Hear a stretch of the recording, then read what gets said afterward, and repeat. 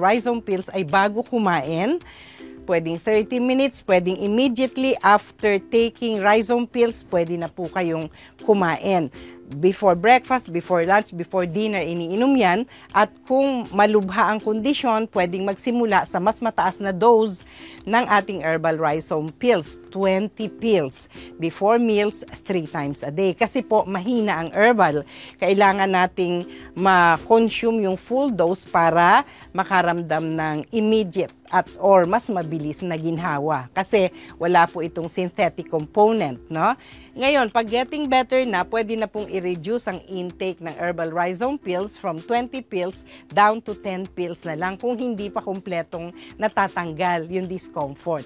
Pero ang ating bisita ngayong umaga ay, naku, 2 taon niyang naranasan pero in 3 days, naayos niya ang kanyang problema. The Healing Galing Way. Panoorin nyo, ha?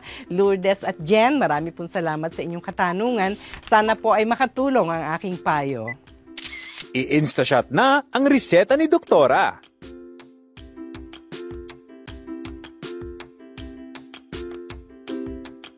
Na-interrupt po yung parang mabigat po yung dibdib, tas parang nalulunod. Parang may something dito sa lalamunan. Akala ko po aatake na ako sa puso. Grabe na yung palpitation ko. Paano gumaling ang acidity ni Aljon na mahigit 2 taon niyang tiniis? Ang galing! Susunod na!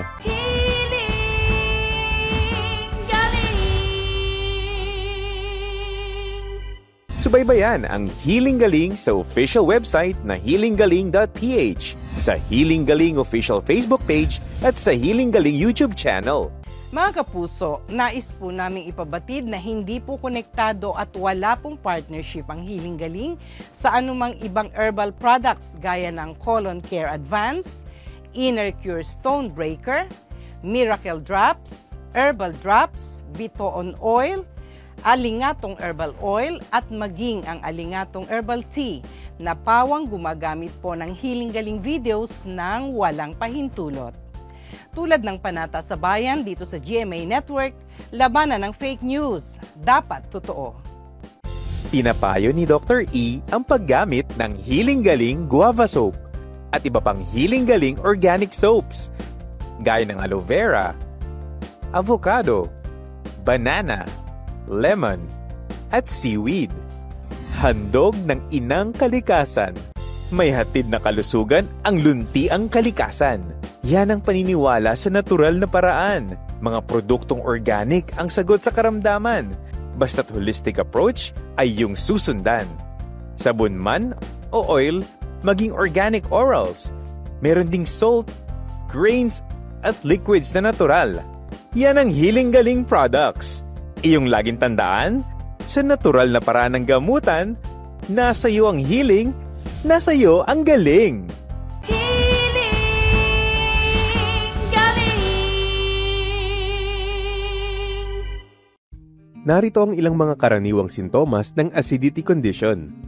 Madalas na pagdighay, maasim o mapait na lasa sa bibig, pamumuti ng dila kahit linisan, kahirapang lumunok na parang bumabara ang pagkain sa lalamunan, bloating o paninigas ng tiyan na may kasamang hangin, regurgitation o backflow ng pagkain at acid mula sa sikmura pabalik sa lalamunan o bibig, heartburn o mainit na pakiramdam sa likod ng dibdib na maaaring umakyat sa lalamunan, chest pain o paninikip ng dibdib, pagkahilo at pakiramdam na tila nasusuka, at madalas na pangangati ng lalamunan o dry cough na hindi nawawala lalo na sa gabi.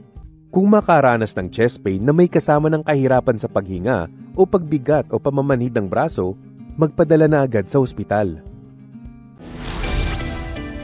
Mga tunay na kwento ng kagalingan, The Healing Galing Way. Ang galing!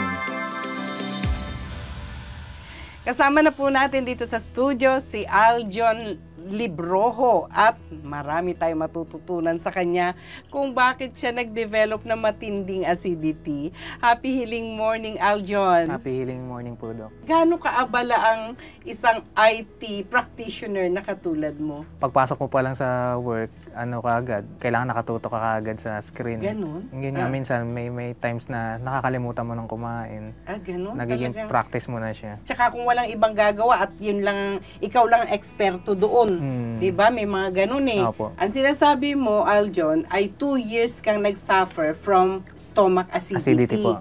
Pero prior to that, may mas malubha kang pinagdaanan at kinakailangan mong maswero. Opo. Addiction ko po sa coffee, yung parang hindi buo yung araw ko kapag hindi nagkakape. Ilang tasa ba yan sa isang araw kung yan ang pinakatubig mo, sabi mo?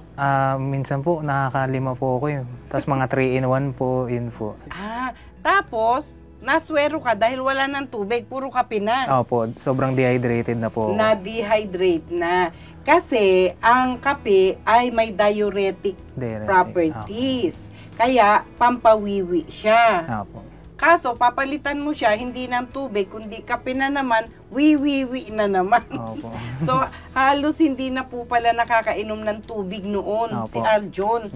Puro kape na. Opo. Tapos, ito naman sinasabi mong stomach acidity mo, after nung maswero ka, tsaka mo naman naranasan. Opo. Sa gabi umaatake. Opo. Na-interrupt po yung parang mabigat po yung dibdib, tas parang nalulunod. Parang may something dito sa lalamunan. Kaya, kailangan babangon Opo. ka, parang ganun ang reaction mo. Opo, may ganun pong... As in, gabi-gabi ba yun? Sa 1 week, mga almost 4 times po na 4 ganun. times a week nangyayari yun. Opo. Pero isang beses lang sa bawat sumpong. Hindi Paiba-iba naman po. Minsan, 2 beses hanggang sa hindi na po ako nakakatulog. Nakakala ko po may anxiety na ako. Napansin ko kasi siya, parang hindi siya mapakali sa gabi. Parang pabalik-balik siya, hindi siya makatulog. Tapos para siyang parang balisa siya, napahawak-hawak siya sa tiyan. Sabi ko magpa-check up na siya para gumaling na siya. Pero natiis mo ng 2 taon, Aljon. Bakit? Parang inisip ko na parang normal lang siguro to dahil hindi ako makatulog, dahil nagagadget rin ako minsan. Opo, kaya parang inisip ko parang tolerable, nakatulog naman. Pero yun nga lang, na-interrupt yung tulog ko po. Kailan yung punto na na-realize mong hindi na normal to? Diba? Nito pong mga January po. Napansin ko na po na parang yung nasa office po ako. Umaakyat po siya, tapos sobrang bloated na po ako. Kahit hindi ka nakahiga. Opo. Kahit unti lang po yung position ka. Kahit unti lang po yung kainin ko, parang yun po, nagkakape pa rin po ako nun. Ay, ganun? Opo. Akala ko po, aatake na ako sa puso. Grabe na yung palpitation ko. Yun po yung time na nagpa-check up na po ako. Na sinabi sa akin na may acid reflux na po yun. Yun ang diagnosis. Opo. Bukod sa kape, na pag-isipan mo ba na nalilipasan ka rin ng gutom kaya nag-develop ka ng acidity? Opo, yun po. Na nakakalimutan ko na po kumain. Ang inyo palang bahay ay madalas maraming pagkain dahil ano ba yun, kantin o ano ba yung negosyo ng mama mo sa bahay? Eatery po. Parang Okay. mga almusal, lutong ulam. Halos araw-araw yan Opo. na nagluluto si mother para sa kanyang mga parokyano. Opo. Pero yung sarili niyang anak, pagkagising sa umaga, hindi kumakain. Hindi po. Kapi ka lang agad. Opo. Tapos go na. Opo. Hindi na po ako kakain. Sa office na po ako kakain. So sa araw-araw, dahil hindi mo kinakain ang masarap na luto ng mama mo, Aljon, sa fast food ka pala kumakain. Opo. Yung eating habits ko po, yung puro fast food, mga maalat na pagkain. Ang isa pa, yung ikaw ba ay nagkakaroon ng habit na pagkakain ng hapunan, ay diretsong higa para matulog at habang busog na busog, gusto nang matulog. Opo, may habit po ako na parang humiga kasi parang nare-relax po ako, parang ganun po. Habang nagbe-burp ka sa pagkabusog mo. Opo. Ayun. Wrong timing din. Hmm. Kasi nga po, kapag pumasok ang pagkain sa ating system, automatic matalino ang ating katawan. Magpo-produce na kaagad siya ng acid para sa digestion, sisimulan na. Kaso nagda-digest at nag-release na ng acid ang system ni Aljon, humiga naman siya. Aakyat ngayon yung Opo. yung acid, kaya nararamdaman mo, Opo. umaakyat siya in the middle of your sleep, doon na siya namimerwisyo. Kaya kailangan mong bumangon at Opo. may interruptions na sa pagtulog, no? Opo. Dalawa ang turo ko. Either mataas ang unan mo or matuto ka matulog nang nakaupo. Opo. Para pagkatapos mo kumain, tulog ka. Huwag ka munang hihiga para hindi umaakit ang acid. Opo. Tapos wala ka ring idea na pwede kang uminom ng dahon ng bayabas sa pinakuluan. Wala po. Pwede mong gawing pinakatubig ang pinaglagaan ng dahon ng bayabas. Opo. Para nanyo-neutralize yung acidity dun sa kape, meron kang enzymes ng guava leaves. O, diba? Opo. Instead na ordinary hot water. Isang option lang po yun kasi meron taong naghahanap ng kape. Kaya dito po sa amin, black rice coffee tayo Opo. diba? Para punong-puno ng sustansya at walang stomach acidity. Binigyan ka ba ng gamot? Mga ano po, yung gamot po Na sa... antacid? Opo. O, kumusta naman? Actually, di ko po siya tinik eh. Ay, bakit? Parang feeling ko daw gagaling doon. Ang gusto mo ay natural. Opo, yung natural way lang. Pero hindi ka nanonood sa Hiling Galing eh. Paano mo nalaman ang tungkol sa Hiling Galing? Ayun po, yung meron po akong kaibigan na yung nanay niya gumaling sa Hiling Galing. Dito sa Hiling Galing kumaling. Apo. Saan outlet ng Hiling Galing ka pumunta? Sa may Tagig po, Santa Ana. Herbal rhizome pills agad. Opo, yun po yung tinake ko. Ayun, 20 pills before meals 3 times a day. Opo. Pang ilang araw mo naramdaman ang ginhawa? 3 days lang po na... Ganun ba? Opo, bigla pong hindi ko na nararamdaman yung parang may ano sa lalamunan or parang may umaakyat. Kasi palpitation. isinabay mo na hindi ka naiinom ng kape. Opo. At kumain ka na on time. Opo. At hindi ka na humihiga Opo. pagkakain mo sa gabi. Opo. Ganun ang holistic approach na tinatawag. So, guminhawa ka na sa pagtulog, sa pagtatrabaho. Wala na yung dating nararamdaman agad. Opo, wala na po. Oh, so ilang bote lang yun ng herbal rhizome pills? Parang isang bote lang po yan. Isang bote lang? Biro mo? Yung dalawang Hindi ko pa po taon mo? nauubos, pero Ay, hindi mo pa nag-effect naubos? na kagad siya. Sinunod ko rin po yung hydrating na Diet. Hydrating alkaline diet. Apo. In a matter of 3 days, Nawala ay po. naubos na lahat. May natira pang rhizome. Ubusin mo yun, anak, dahil titibay ang kidneys mo. Apo. Vitamin siya for the kidneys at the same time. No? Okay. At tinatanggal lahat ng acidity sa system. Pati ulcer, kaya nun. Naging masaya siya. Normal na yung ano niya, tapos sabi niya sa akin, Mama, nawala na yung ano ko, yung palpitate. Nagpapalpitate kasi siya minsan. Tapos sabi niya yung parang bloated daw siya. Nawala yun. Hindi na siya ina-acid. Nawala. Mahal na mahal ko kasi ang anak ko na yun. Tsaka proud talaga ako sa kanya.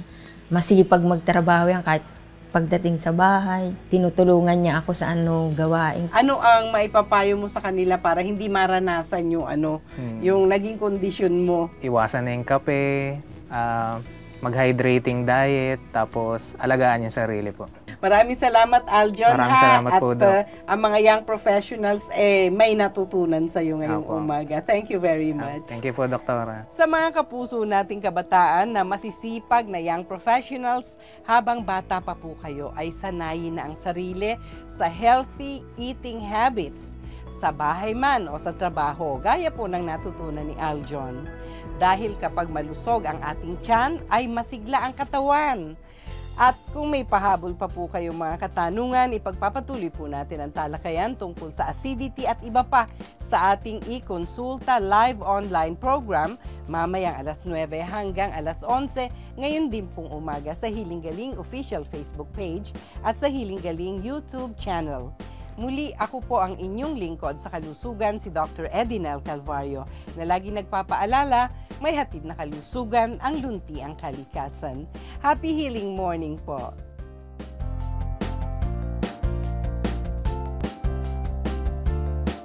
Eksema sa paa ni Ami na ubod ng kati, kinamot at lumaki. Paano ito gumaling sa natural na paraan? Hiling Galing sa TV, alas 7:30 ng umaga, Sabado.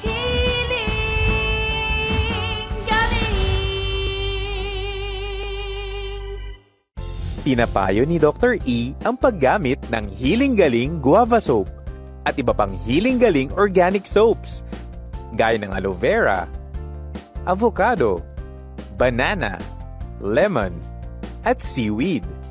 Handog ng inang kalikasan. Kung kayo ay may katanungan, mag-text lamang sa 0921-445-0355 o kaya ay mag-email sa healinggaling@ymail.com. Maaari ding mag-comment sa Hiling Galing official Facebook page o magpadala ng sulat sa Hiling Galing Main Office sa 522 Quirino Highway near Corner Mindanao Avenue, Novaliches, Quezon City. May hatid na kalusugan ang luntiang kalikasan. Yan ang paniniwala sa natural na paraan. Mga produktong organic ang sagot sa karamdaman. Basta't holistic approach ay yung susundan. Sabon man o oil, maging organic orals. Meron ding salt, grains, at liquids na natural. Yan ang Healing Galing products. Iyong laging tandaan, sa natural na paraan ng gamutan, nasa iyo ang healing, nasa iyo ang galing.